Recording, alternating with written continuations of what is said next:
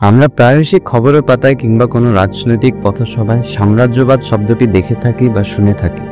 এই সাম্রাজ্যবাদের সাথে আরও একটা শব্দ সম্পর্কিত রয়েছে, সেটি হলো বিশ্বায়ন।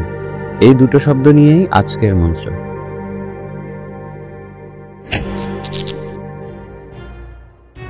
বোঝার সুবিধার্থে প্রথমেই উল্লেখ করছি সাম্রাজ্যবাদ নিয়ে সবচেয়ে জনপ্রিয় উক্তি দিয়ে, সাম্রাজ্যবাদ পুঁজিবাদের সর্বোচ্চ স্তর, ভ্লাদিমির ইলিচ লেনিন। এই উক্তিটি দিয়ে আমরা বুঝতে পারছি সাম্রাজ্যবাদ হলো পুঁজিবাদেরই বিকশিত রূপান্তরিত একটি পরবর্তী স্তর। তো সাম্রাজ্যবাদ বুঝতে হলে আমাদের আগে পুঁজিবাদ বুঝতে হবে। পুঁজিবাদ সম্পর্কে আপনার ধারণা না থাকলে আপনি পুঁজিবাদ নিয়ে আমার বানানো পূর্ববর্তী ভিডিওটা দেখে নিতে পারেন। যাই হোক, মূল আলোচনায় আসা যাক। সাম্রাজ্যবাদের সংজ্ঞা দিতে গেলে আমরা বলতে পারি সাম্রাজ্যবাদ হলো এমন একটি নীতি যেখানে একটি রাষ্ট্র তার রাজনৈতিক, অর্থনৈতিক এবং সাংস্কৃতিক প্রভাবের মাধ্যমে অন্য কোনো রাষ্ট্রের উপর তার আধিপত্য বিস্তার করতে চায়। তো অন্য একটি রাষ্ট্রে আধিপত্য বিস্তারের ব্যাপারটাকে তিনটি স্তরে ভাগ করা যায়। এক, উপনিবেশিক সাম্রাজ্যবাদ। যখন রাজনৈতিক, অর্থনৈতিক ও সাংস্কৃতিক প্রভাব বিস্তার করে সরাসরি একটি রাষ্ট্রকে শাসন করা হয় এবং দেশের অর্থ সম্পদ শোষণ বা লুট করা হয়, তাকেই উপনিবেশিক সাম্রাজ্যবাদ বলে। যেমন ব্রিটেন, ফ্রান্স, পর্তুগাল, স্পেন ও জাপান যেভাবে পৃথিবীর বিভিন্ন দেশকে শাসন করেছিল। দুই, অর্থনৈতিক সাম্রাজ্যবাদ। অর্থনৈতিক সাম্রাজ্যবাদ হলো যখন সাম্রাজ্যবাদী দেশগুলো সরাসরি অন্য রাষ্ট্র দখল না করে বাণিজ্য, ঋণ ও বিনিয়োগের মাধ্যমে দুর্বল দেশগুলোকে নিয়ন্ত্রণ করে। যেমন বিশ্বব্যাংক, IMF ও ADB এর মতো সংস্থার অর্থনৈতিক আগ্রাসন, যা সাম্রাজ্যবাদী দেশসমূহের দ্বারাই সৃষ্ট বা নিয়ন্ত্রিত। তিন, সাংস্কৃতিক সাম্রাজ্যবাদ। এই স্তরে শক্তিশালী দেশগুলো তাদের সংস্কৃতি, ভাষা, শিক্ষা ও মিডিয়ার মাধ্যমে অন্য দেশের জনগণের চিন্তাভাবনা ও মূল্যবোধকে প্রভাবিত করে। অর্থাৎ যখন একটি সংস্কৃতি অন্য আরেকটি সংস্কৃতির উপর কর্তৃত্ববাদী আচরণ করে।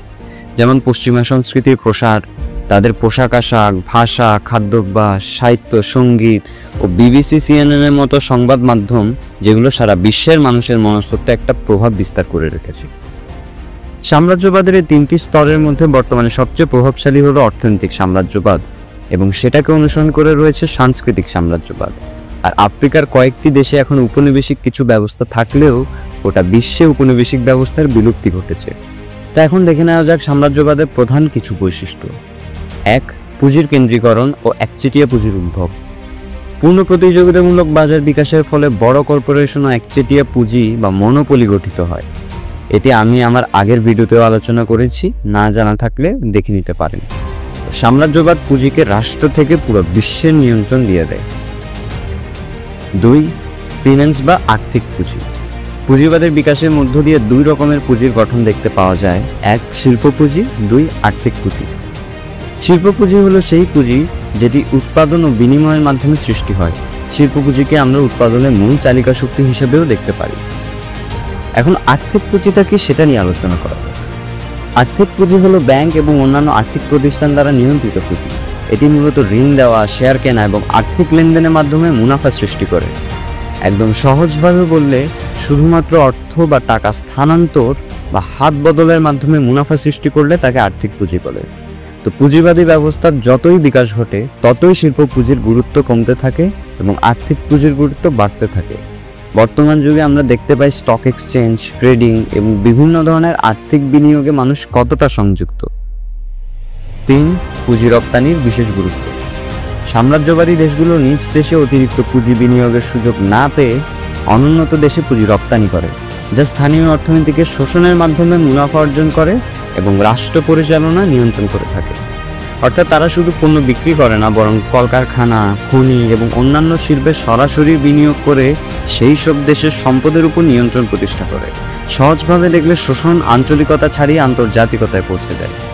চার, বিশ্বের ভূ রাজনৈতিক বিভাজন ও সংস্থাগুলোর আন্তর্জাতিক জোট। পুঁজিবাদী দেশগুলো কাঁচামাল, শ্রম ও বাজার দখলের জন্য তীব্র প্রতিযোগিতা করে এবং পুরো পৃথিবীতেই নিজের বাজার সীমানা সর্বোচ্চ করতে গিয়ে কয়েকটি বড় বড় কোম্পানির হাতে পৃথিবী ভাগ হয়ে যায়, যা প্রথম ও দ্বিতীয় বিশ্বযুদ্ধের মতো সংঘাতের জন্ম দেয়।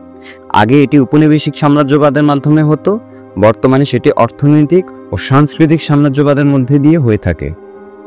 বর্তমানে সাম্রাজ্যবাদী দেশসমূহের একটি জোট হলো নেটো। তো উপনিবেশিক ব্যবস্থার বিলুপ্তির পরও সাম্রাজ্যবাদের অস্তিত্ব থাকার কারণ হিসেবে আমরা দুটি জিনিস দেখতে পারি। প্রথমটি হলো নয়া উদারনীতিবাদ বা নিউ লিবারালিজম, দ্বিতীয়টি হলো প্রযুক্তি। তো নয়া উদারনীতিবাদ বা নিউ লিবারালিজম বিংশ শতাব্দীর শেষের দিকে জনপ্রিয়তা লাভ করে একটি অর্থনৈতিক ও রাজনৈতিক দর্শন, যেটি মূলত মুক্তবাজার, বেসরকারীকরণ, ব্যক্তিগত উদ্যোগ ও প্রতিযোগিতা, সরকারি ব্যয় বা ভর্তুকি হ্রাস করার মতো এমন নীতিকে উদ্বুদ্ধ করে। এক কথায় নয়া উদারনীতির ফলে বিশ্ববাজার উন্মুক্ত হয়ে গেল এবং প্রত্যেক সেক্টরেই কয়েকটি কোম্পানি একচেটিয়াভাবে বাজারের নিয়ন্ত্রণ নিল। বিশ্বব্যাংক এবং আইএমএফ এর মতো সংস্থাগুলো অনুন্নত দেশগুলোতে ঋণ দিয়ে কাঠামোগত সমন্বয় কর্মসূচি বা স্ট্রাকচারাল অ্যাডজাস্টমেন্ট প্রোগ্রামস এর নামে বিভিন্ন রকমের শর্ত জুড়ে দেয়, যেমন ঋণ গ্রহীতা দেশের বাজার উন্মুক্তকরণ, সরকারি ব্যয় হ্রাস, সরকারি প্রতিষ্ঠানগুলো বেসরকারীকরণ এবং বাণিজ্য নিয়ন্ত্রণ শিথিল করার মতো নীতি অনুসরণ করতে বাধ্য করে। এই সকল শর্তগুলোই দেশের উন্নয়ন বিরোধী ভূমিকা পালন করে। অর্থাৎ কোনো দেশের বাজার যদি খানিকটা নিয়ন্ত্রিত থাকে, রাষ্ট্রীয় শিল্প, রাষ্ট্রীয় ভুক্তভোগী শিক্ষা প্রতিষ্ঠান বা চিকিৎসালয় থাকে, তখন এই শর্তগুলোর বেড়াজালে ফেলে সেগুলোর লাগাম টেনে ধরা হয়। প্রযুক্তি। কম্পিউটার আবিষ্কারের পর থেকে বাণিজ্য লেনদেনে ব্যাপক পরিবর্তন আসে। মোবাইল ব্যাংকিং উদ্ভবের পর অর্থ লেনদেন করা খুব সহজ প্রক্রিয়া হয়ে উঠল। মুহূর্তে বিশ্বের যে কোনো প্রান্ত হতে টাকা লেনদেনের সুবিধার ফলে আর্থিক পুঁজির গুরুত্ব অস্বাভাবিকভাবে বেড়ে গেল এবং পুঁজির অবাধ বিচরণ শুরু হয়ে যায়। এবার আসে সাম্রাজ্যবাদের সঙ্গে সম্পর্কিত সেই শব্দটি নিয়ে, বিশ্বায়ন। বিশ্বায়ন বলতে এমন একটি প্রক্রিয়াকে বোঝায় যার মাধ্যমে বিভিন্ন দেশের অর্থনীতি, সমাজ, সংস্কৃতি একে অপরের সঙ্গে আরো বেশি সংযুক্ত হয়। মানে সারা বিশ্বে উন্মুক্তভাবে সবকিছুর বিকাশ হবে, যা বর্তমানে আমরা দেখতে পাই না। যেমন 90-এর দশকের পর হতে পশ্চিমা সংস্কৃতির একচেটিয়া প্রচার ও প্রসার হয়েছে, যেটা বিশ্বায়ন নয় বরং সাম্রাজ্যবাদী কালো ছায়ার আগ্রাসন। অনেকেই বিশ্বায়নকে বর্তমান বিশ্বের মূল সমস্যা হিসেবে দেখে সাম্রাজ্যবাদের উৎপত্তির কারণ বলে মনে করেন, কিন্তু আরো কয়েকশো বছর আগে থেকেই বিশ্বায়নের এই ধারণা চলে আসছে। বিশ্বায়নের যে উন্মুক্ত বিশ্বের ধারণা, তা মানুষের বৈষম্যহীন চেতনা থেকেই আগত, বরং সাম্রাজ্যবাদ এসে সেই ধারণাকে নিজের ব্যবসা ও বাজারে প্রসারের জন্য বাণিজ্য উন্নয়নের অজুহাত হিসেবে ব্যবহার করছে, যেটিকে আমরা সাম্রাজ্যবাদী বিশ্বায়ন বলে আখ্যায়িত করতে পারি। অর্থাৎ বিশ্বায়ন থেকে যখন পুঁজিবাদ ও সাম্রাজ্যবাদী উপাদান বা এলিমেন্টগুলো সরিয়ে নেওয়া হবে, তখনই বিশ্বায়নের সংজ্ঞা বাস্তবে পূর্ণতা পাবে। আশা করি আজকের আলোচনার মাধ্যমে আপনারা সাম্রাজ্যবাদ সম্পর্কে একটি মৌলিক ধারণা পেয়েছেন। সামনে এমন আরও আলোচনা শুনতে সাবস্ক্রাইব করে যুক্ত থাকুন। ভিডিও লাইক, কমেন্ট, শেয়ার করে চ্যানেলকে সাপোর্ট করুন। ধন্যবাদ।